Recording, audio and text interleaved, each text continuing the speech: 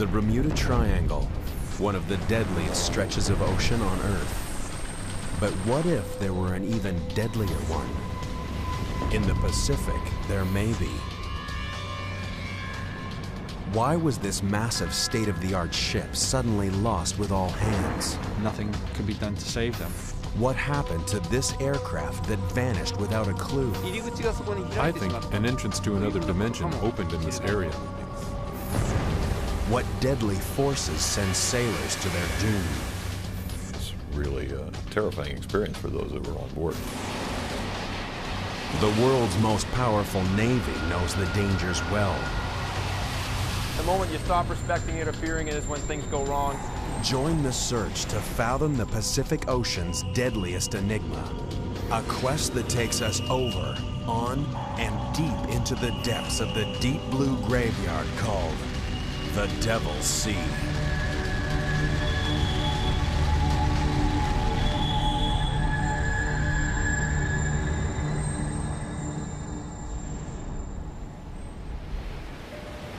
September 8th, 1980.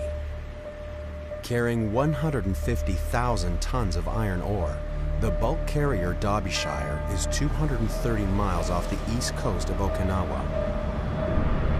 The Derbyshire is a gigantic ship, longer than 3 football fields, twice the size of the Titanic, only 4 years old.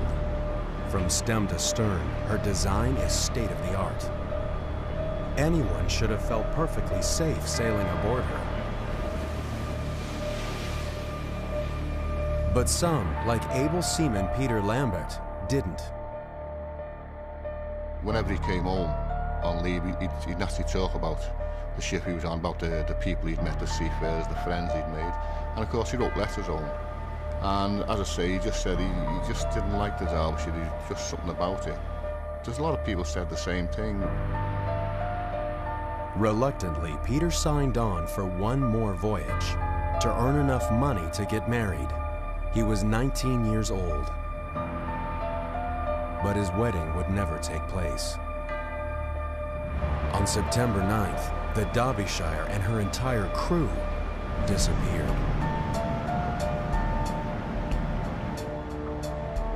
It was the largest British ship ever lost at sea, and no one could explain why.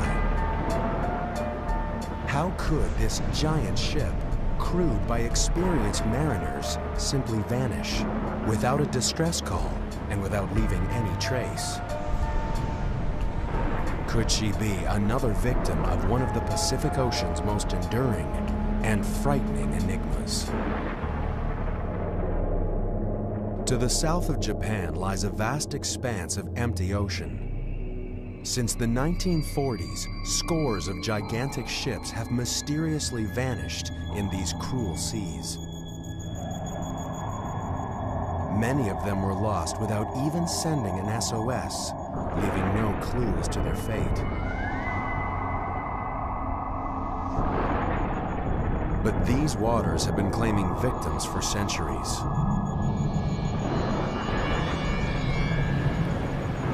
Long ago, Japanese sailors gave this region a chilling name, Manaumi, the Devil's Sea.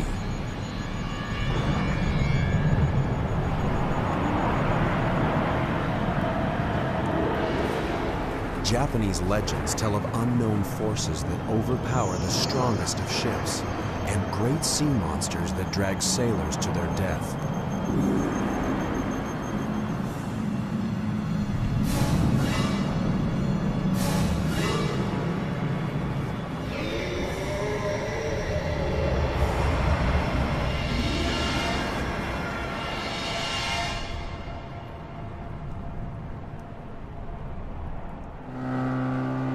Today, the legend of sea monsters may have faded, but Japanese fishermen still fear the Devil's Sea, even as its rich bounty draws them to risk their lives.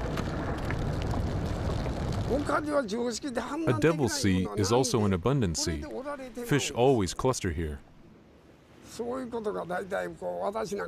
These seas are very different from other places. Waves change quickly and unpredictably. So if you're relaxed on a boat in these places, you will get into trouble.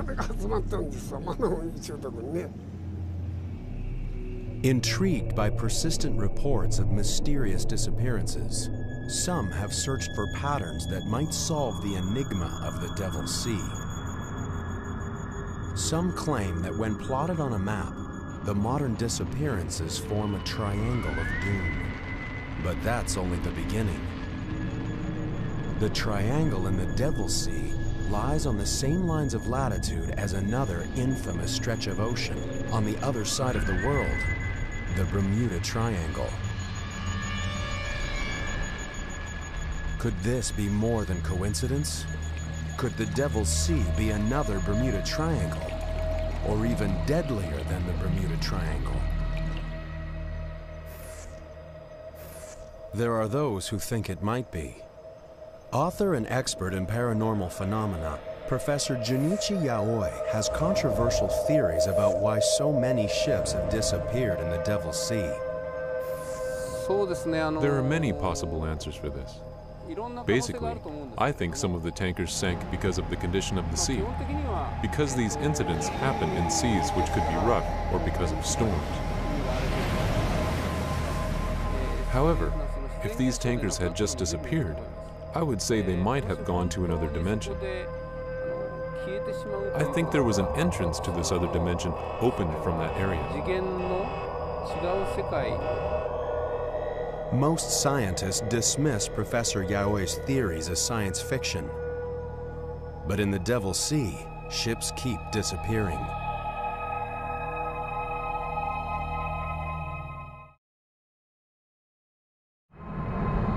January 2002. The MV Linjae, a Chinese freighter with 19 crew on board, fails to arrive at the Japanese port of Kagoshima.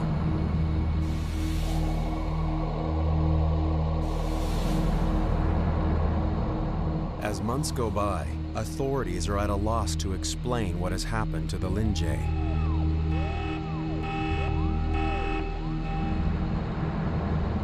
She has disappeared without a distress call and without leaving any signs of her fate.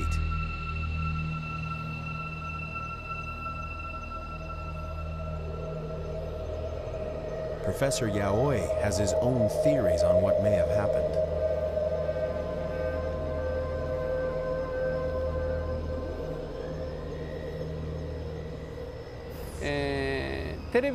Let me explain it with an easy example. Imagine a radio wave. TV programs, such as a drama, a documentary, and news are made in a studio. When these programs are broadcast, their mode is changed to a radio wave, which we can't see nor touch. So what I'm telling you is maybe the different dimension is here in the place we live, but we just can't see nor touch it.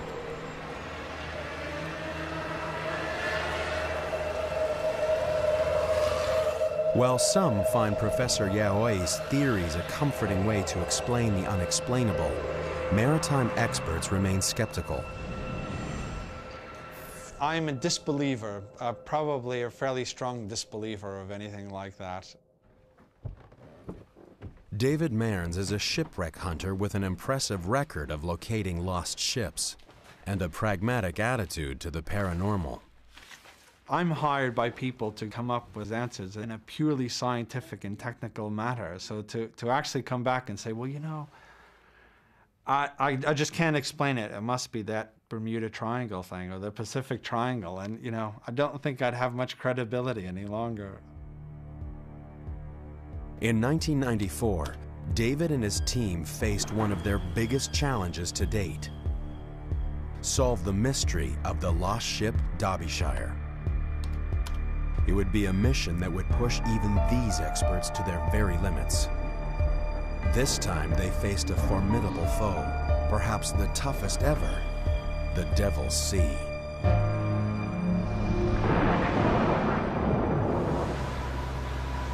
The crews of Patrol Squadron 47 know how hard it is to find anything on this featureless ocean. The U.S. Navy's eyes in the sky are charged with anti-submarine warfare, surveillance, and search and rescue, There's really nowhere in this theater that we can't get to within a certain amount of time. We've always got a ready plane that'll launch within 1 hour. That's always available. So if there's any kind of search and rescue mission needs to be done, any kind of piracy activity, anything that has to be done, BP-47 can get on station as soon as possible. The airmen know this region like the back of their hands, but even they can't explain everything they experience out here.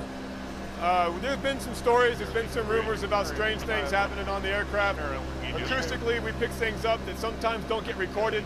You know, we'll hear something that sounds kind of funny. We'll get back, we'll play it on the recorders, it's just not there. Yeah, there's a lot of stories about seatbelts coming uncrossed, hatches opening and closing by themselves in different areas you fly around. In a high-tech, high-risk job like this, it pays to be on your guard. The men and women who fly these unfriendly skies know that it isn't just ships that disappear out here. The skies over the Devil's Sea have claimed their share of planes. One mysterious disappearance more than any other haunts the crews that fly here every day. March 22nd, 1957, 4:48 a.m. A USAF C-97 Stratofreighter departs Wake Island, bound for Tokyo International Airport with 67 military personnel on board.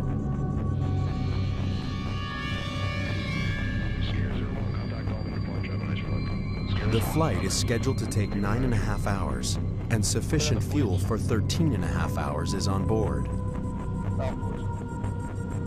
For 8 hours, the flight progresses normally.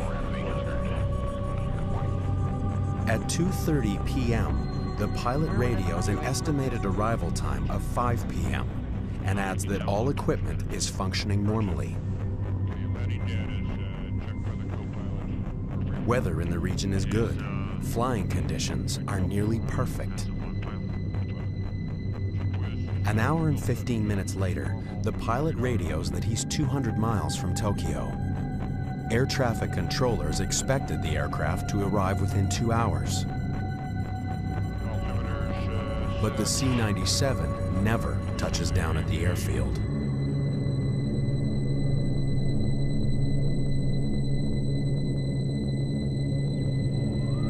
Search and rescue flights scour thousands of square miles of ocean surface, retracing the plane's flight path. They find nothing. The giant Stratofreighter has vanished into thin air. Something in or over the Devil's Sea was powerful enough to wipe the massive aircraft from existence. What could have happened to this formidable aircraft, built for combat, flying in perfect conditions? To this day, no one knows. It remains a mystery and an unknown hazard that the men and women of the military must accept in the line of duty. Normal radar altimeter is 1,000 pilot. The Devil's Sea hides its secrets well, but daring expeditions and groundbreaking research are beginning to reveal some startling answers to age-old questions. Just like the Bermuda Triangle, nothing is ever as it seems in the Devil's Sea.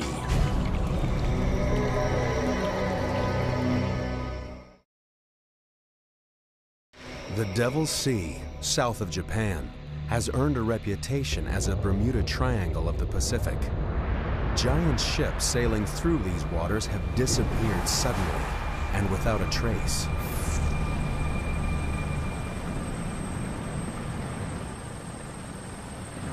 The Japanese Coast Guard report over 2,500 shipping accidents in the waters around Japan every year.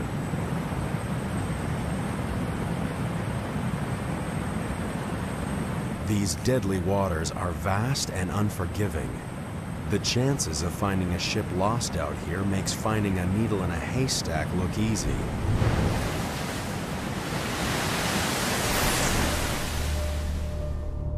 That's why, 14 years after the giant ship Derbyshire was lost without a trace in the Devil's Sea, most believe she would never be found. An official report blamed the forces of nature, and the case was closed.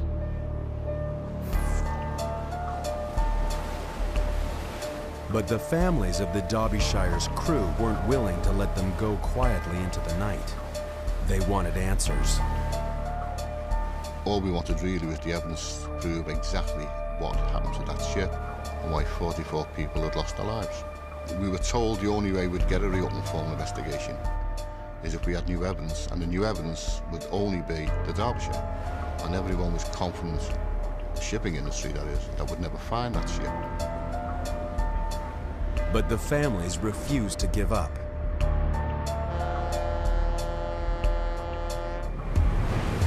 In July 1994, an expedition team led by David Mearns of Oceaneering Technologies headed into the Devil's Sea, convinced that they could crack the case. Their hopes were pinned on one slim lead. At the time that the Derbyshire was lost, search and rescue planes reported an oil slick not far from her last known position.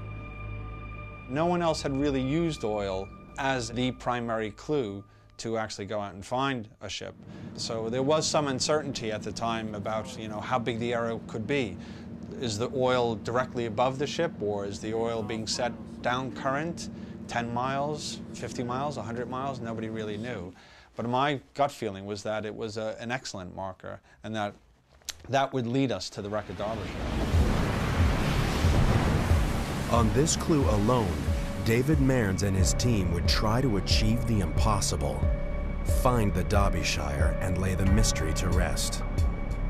It was one thing to mount a search, but on this vast and violent ocean, the odds of finding Derbyshire were astronomical.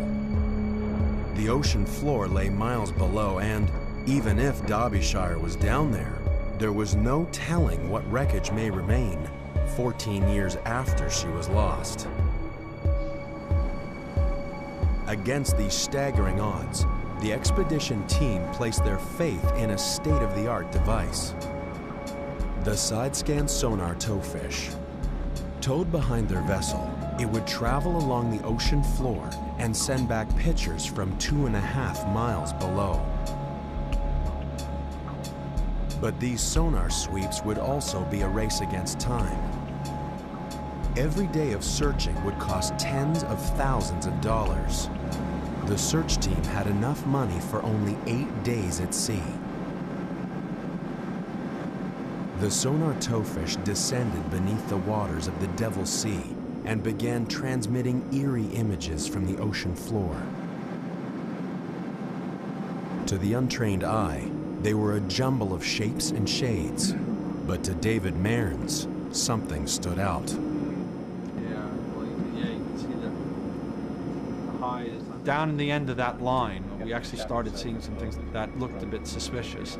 And as we went on to the next line, we saw even more trace. And then finally the third line, we went right over to something which was a great big dense patch of hard material. Whether it was rock or wreck, we couldn't tell.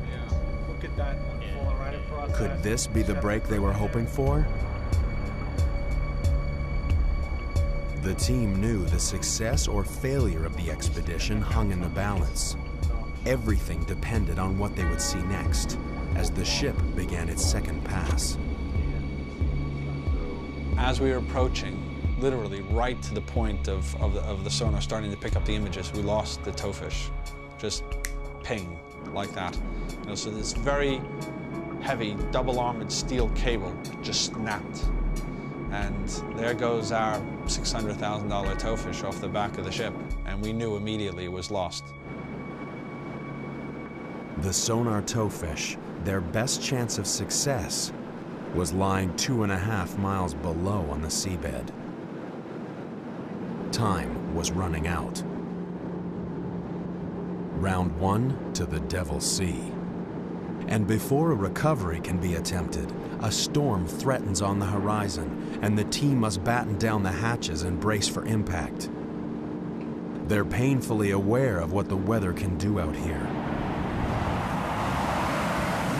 In living memory, a storm devastated the most powerful navy ever to sail the seas. Today, that same navy is armed with awesome technology and steeled by the lessons of history. But are these sailors destined to once again face the wrath of the Devil's Sea?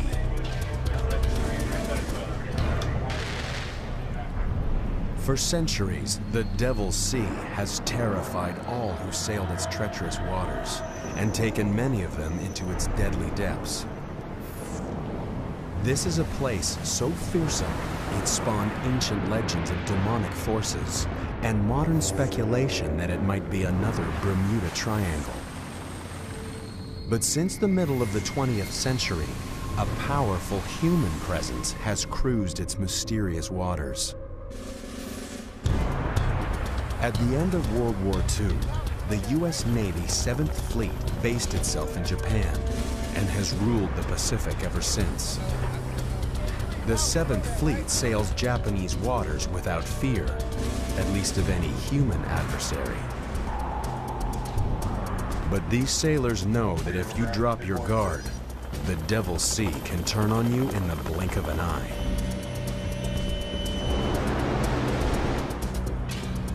A lot of times you have fair winds and following seas. That's as good as you get. You look out here on the horizon and stuff, we got a nice breeze, sun shining. You know, if I wasn't in the Navy, I'd probably be out here getting a tan right now. But we could walk out here 4 hours from now and bam, just like that. It seems like the devil's beating his wife. So you never know what's gonna happen. To survive in the Devil's Sea, you have to know what it's about to throw at you. In this danger zone, the Top Guns aren't fighter pilots, but a handful of meteorologists who scan the sea and sky for any sign of trouble. For these men, failure is not an option. The slightest error could take them into the path of danger, and some of the most murderous weather the planet could generate will slam into their ships. It seems incredible that these powerful warships, built to repel the most daunting foes, could be so vulnerable to the assaults of nature. But the Devil's Sea has already shown what it can do to them. A tragedy that still haunts the Navy.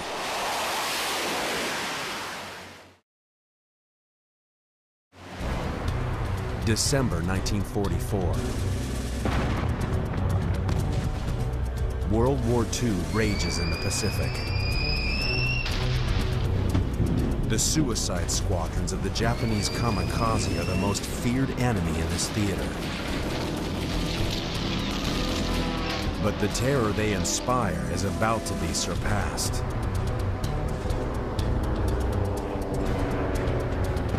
Task Force 38, a U.S. Navy carrier battle group, pounds Japanese forces in the Philippines, softening them up before MacArthur's invasion hits the beach.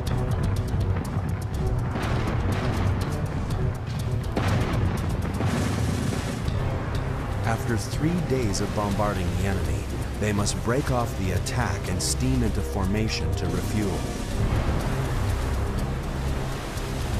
But just over the horizon, a deadly force is gathering strength.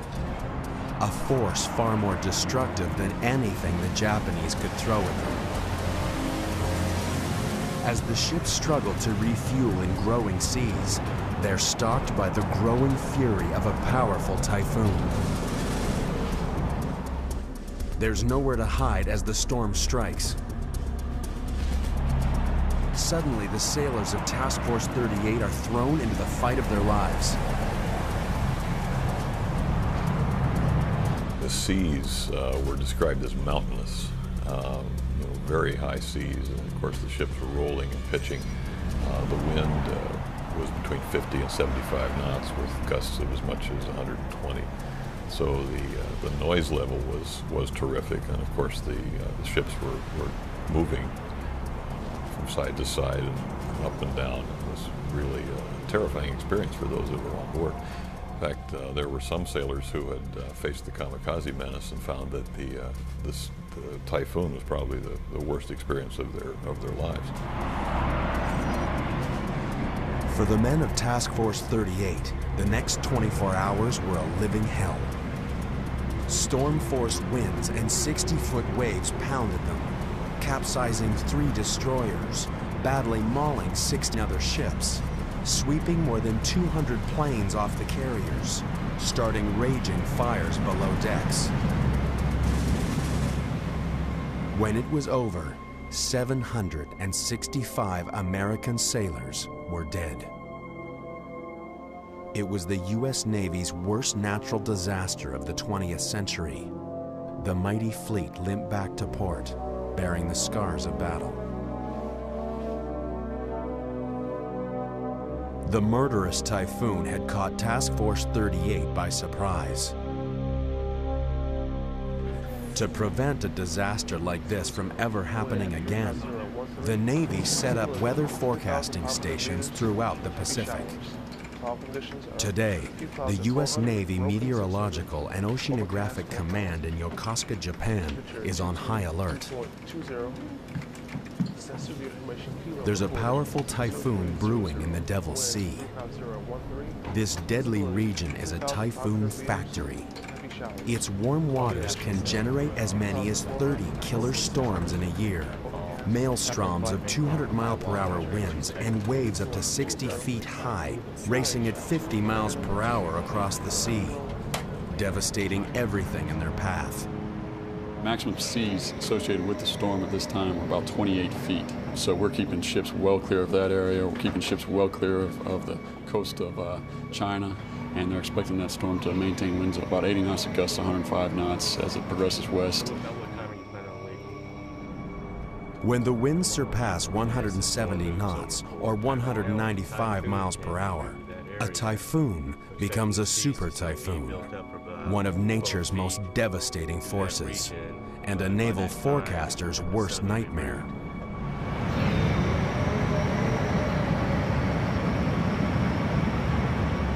In a super typhoon, you can have seas well in excess of 35 feet. Much larger than you ever want to see a ship encounter. Very capable of sinking ships, grounding ships, destroying harbor facilities and housing on islands. Just absolutely devastating to anything that they encounter. 170 knots will tear down concrete walls and permanent structures. A naval weatherman's job is to ensure that when a meteorological monster like this churns across the sea, one thing that it won't encounter is a ship of the U.S. Navy. If they're close enough to land, they can ride out the storm in the relative safety of a harbor. But ships too far from land have no option but to ride out the fury of the storm. Many of the ships lost in the Devil's Sea have disappeared during the worst winter months, when storms are most frequent and deadly. But these are giant ships, built to withstand the worst conditions. A typhoon alone shouldn't sink them. When the giant bulk carrier MV Derbyshire sailed into the Devil's Sea, it was September 1980, the heart of the annual typhoon season. At 10:19 a.m. on September 9th, the captain reported that Derbyshire was battling 70-mile-per-hour winds and 30-foot waves.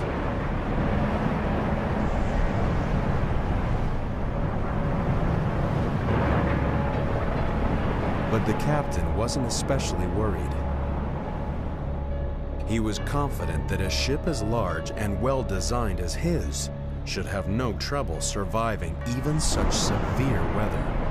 He radioed that their arrival in port would be delayed by no more than a few days. Instead, Derbyshire disappeared without a trace. How could he have been so tragically wrong? Could the answer lie buried beneath the waves? Violent forces lurk down here. Forces that modern science struggle to fathom. Forces that may hold answers to the mysteries of the Devil's Sea.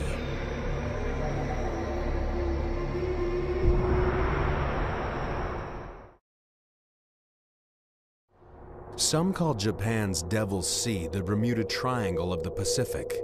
Ships and airplanes vanish here without a trace. Could the answers to the mysteries lie here, far beneath the stormy surface. Down here lurk powerful, deadly forces. Forces that imperil all who sail on or under the Devil's Sea.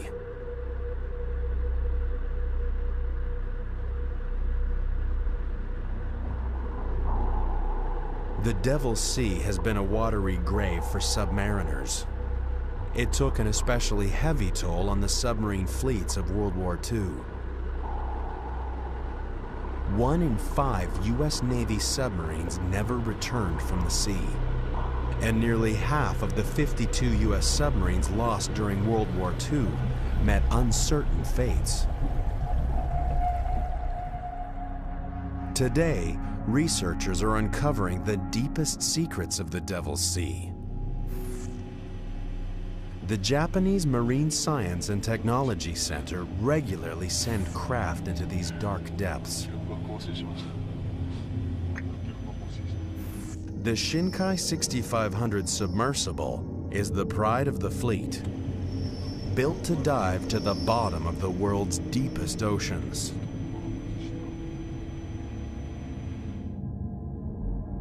Marine scientists spend long hours in the inky depths, opening up an unseen world on a scale that is scarcely believable. In some places, the deep rifts in the ocean floor drop 37,000 feet beneath the surface. If the highest mountain in the world, Mount Everest, were to rise from this abyss, it would still be over a mile below the waves. Researchers have only scratched the surface of this undersea world. Could this be the final resting place of the World War II submarines lost to unknown causes? There is no telling what these shadowy depths could hide.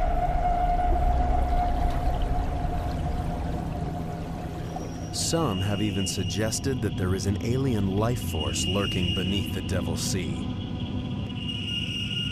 One account from a Russian research scientist was widely reported in the paranormal press. On August 18, 1980, the Soviet vessel Vladimir Vobirov was returning from a research mission off the coast of Japan. Expedition leader Professor Platonov claimed he was on watch when suddenly an unidentified submerged object burst from the sea and circled the ship. According to the professor, it was cylindrical in shape and scorched the area with a blinding blue light.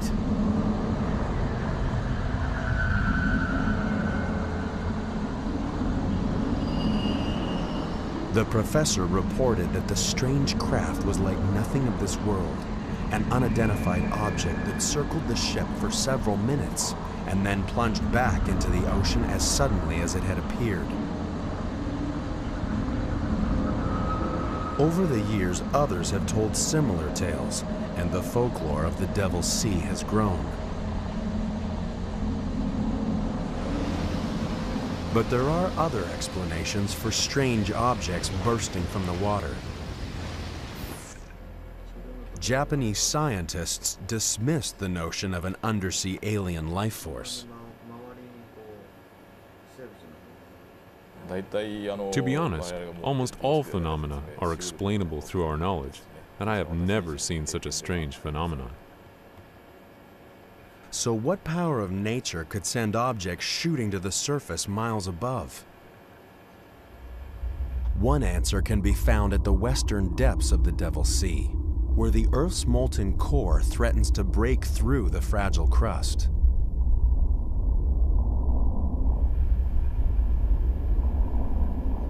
Without warning, violent forces can burst from the ocean floor and then disappear just as quickly, leaving no evidence of their fury.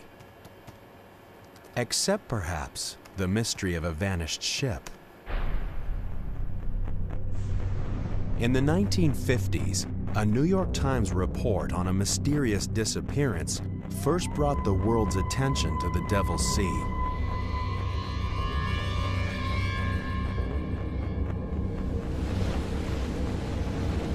September 23, 1952, the Kayumaru 5, a Japanese Coast Guard research vessel with 31 crew aboard, heads for the Myojin Reef in the Devil's Sea to monitor strange underwater activity. Making good speed, the crew expects to reach the reef in less than a day. But after 3 days of radio silence, the Coast Guard declares the vessel missing.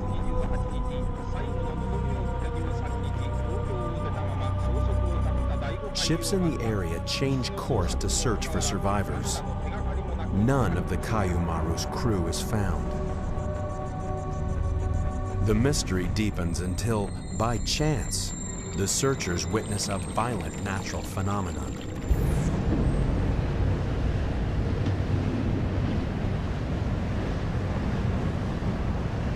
If this had suddenly erupted under the Kayumaru, she would have gone instantly to her doom, with no time even to signal her distress.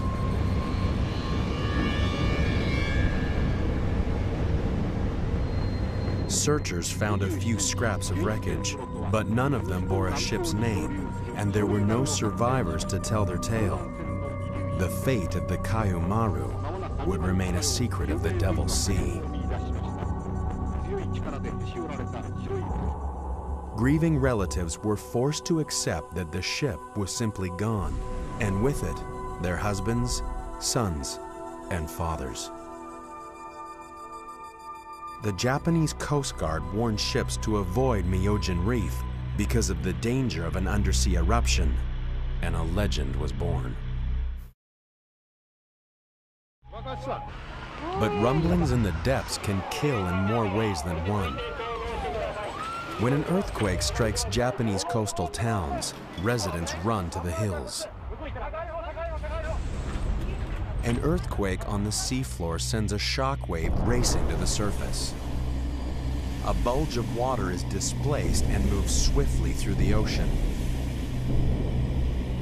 This irresistible force is the tsunami, the deadliest of waves. In the open ocean, tsunami waves can travel at over 500 miles per hour. Anyone caught in its path, on land or in a harbor, has no chance. As a child, Takao Suzuki was one of the lucky few when a tsunami annihilated his village. It was terrible. At 12 o'clock, the earthquake struck. A few minutes later, the tsunami came. People tried to escape. The people who died were not so far away from us, but they were killed.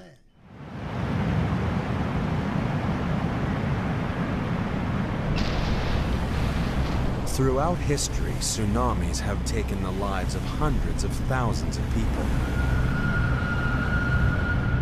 Today, tsunamis still wreak havoc along the coast of Japan. And all too often, people don't realize the threat they pose until it's too late. No one is more aware of the awesome force of the tsunami than Chip McCreary of the Pacific Tsunami Warning Center. Even a 10-foot tsunami is quite destructive because sea level will rise by 10 feet and it'll stay high for 5 minutes, 10 minutes, 15 minutes. And during that time period, of course, a lot of water rushes on shore, and it can rush on shore with a high velocity. This not only floods areas, but the force of the water knocks things down and picks up debris, which in turn acts as battering rams. It's no wonder that some have suggested that these monster waves could be responsible for the ships missing in the Devil's Sea. But those who know the tsunami best say it's unlikely. A big destructive tsunami might only be a meter or less in height out on the open ocean, and because these waves have very long wavelengths, the time it takes for the wave to go up and then go back down is a long time. It might be 20 minutes, even up to an hour. So this slow rise and fall of the sea out in the middle of the ocean is quite unnoticed. Although they cause massive destruction on the coast, Tsunamis can't take the blame for a ship missing at sea. Far out to sea, time was running out on the expedition searching for the lost ship Derbyshire. There had been a promising sonar scan of the seafloor where the ship was reported missing. But before they could make a positive identification, the sonar towfish had been lost, claimed by the Devil's Sea. Now the storm relented and the mission could go ahead. They would attempt to recover the towfish and identify the target. But would they be prepared for what they'd find 2.5 miles below?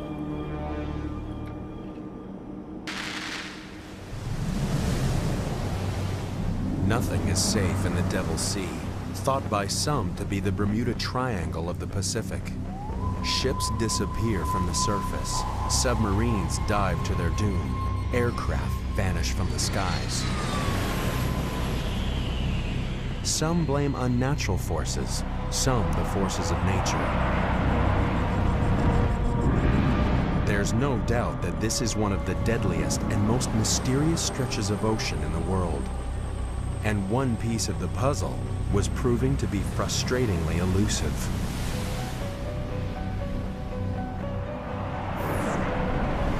The Devil's Sea had foiled one attempt to solve the mystery of the lost ship Derbyshire.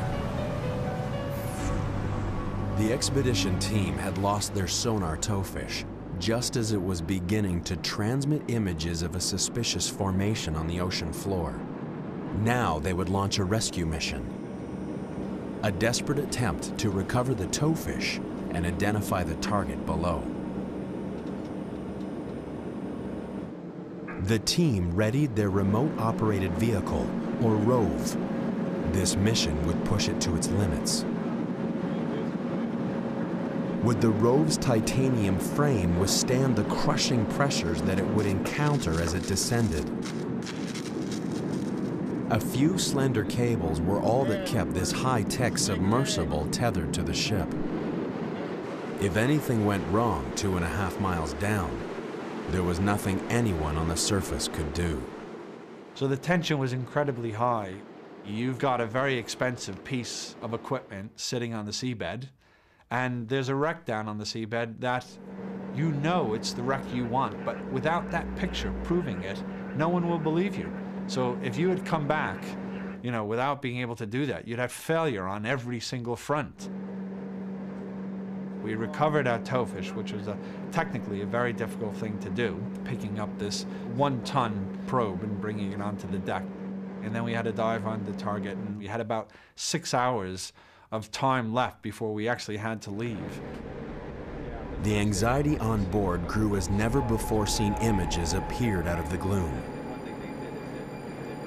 The ROVE picked up a trail of glittering iron ore, the cargo the Derbyshire was carrying when it disappeared.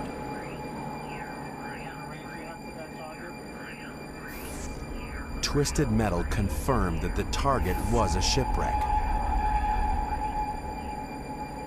And then, the moment they had all been hoping for.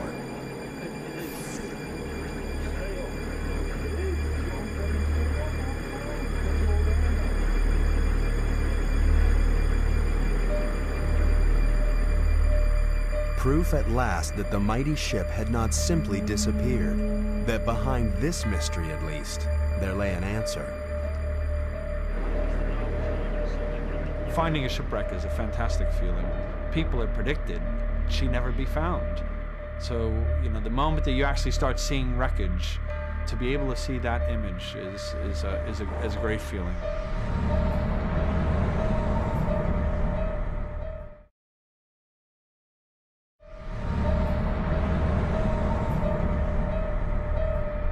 For Paul Lambert of the Derbyshire Family Association, the news brought relief and a sudden crushing sense of loss.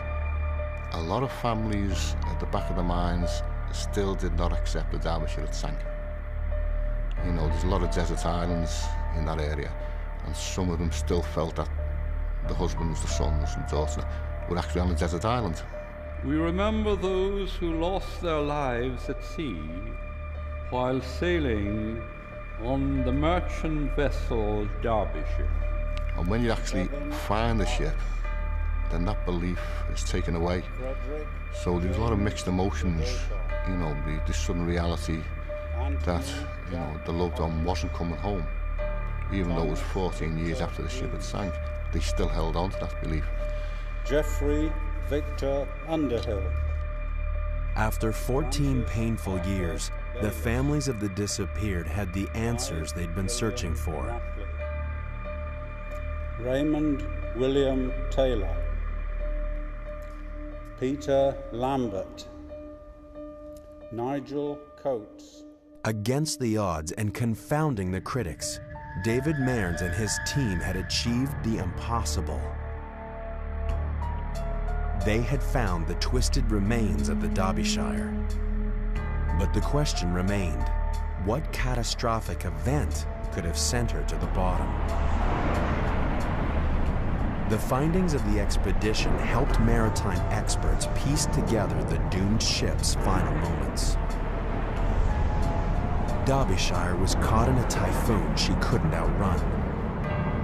The storm waves were almost exactly the same length as the ship, so as Derbyshire descended down each wave, it pushed her bow into the next one.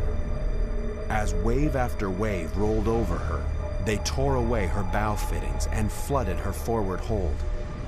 Now the bow is actually biting into the waves, and they probably knew at that time they were in real trouble. They could feel it.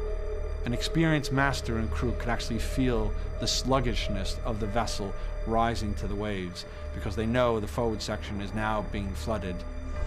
With her bow held underwater, it was only a matter of time before the waves stove in cargo hatches 1 and 2, and the ship began a descent from which she could never recover.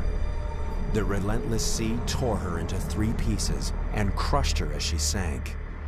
The crew had no chance. There was no way for them to launch their lifeboats or to be saved in any way. They just had to hope that the ship somehow rode it out even while she was foundering. But I think there would have been some minutes there where they knew, possibly as many as 10 minutes, where they knew that that nothing could be done to save them.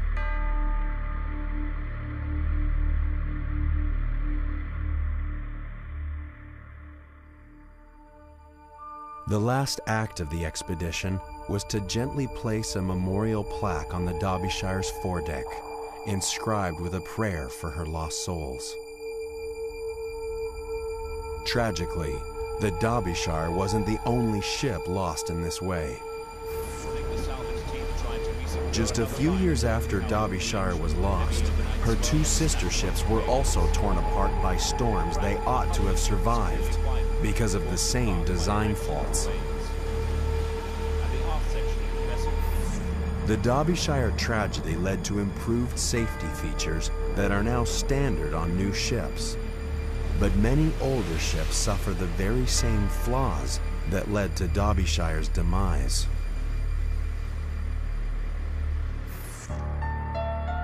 For Paul Lambert, the fight is far from over. The mystery of the Derbyshire may be solved, but he won't rest until every ship is made safe.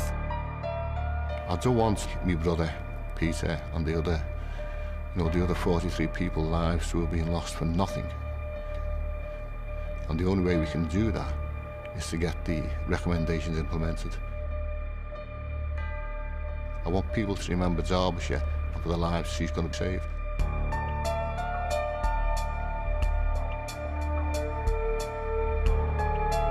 It may be cold comfort, but there is some comfort in the knowledge that many mysterious disappearances can be accounted for. And every mystery solved improves the odds for the thousands of seafarers who venture out onto the Devil's Sea every day.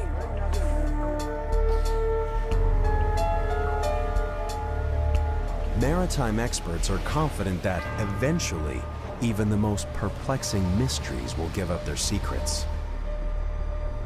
When you're at sea on a ship and you're out there and there's nothing else, there's you and your crew and your vessel, things happen, nobody knows. you know, and Derbyshire was one of those ships where if we hadn't found it, nobody would ever know. And if you wanted to think she was overcome by the forces of some unexplained phenomenon, people could have believed that as well. But we've proved that that was incorrect. Now we know why she sank. So that's what gives me the confidence that these things are explainable. At least in the case of Derbyshire, it is. But for some, the enigma will always remain. Many people now realize that there are many things we can't solve, even though we have witnessed great progress in science. However, I don't think I can persuade people who insist that there is nothing science cannot solve. Every day, this vast expanse of ocean continues to be plied by hundreds of ships, braving the forces of nature and the terrors of the unknown. As the Devil's Sea casts a shroud over its mysteries, the sailors can only pray that they won't fall victim to the Pacific Ocean's deadliest waters.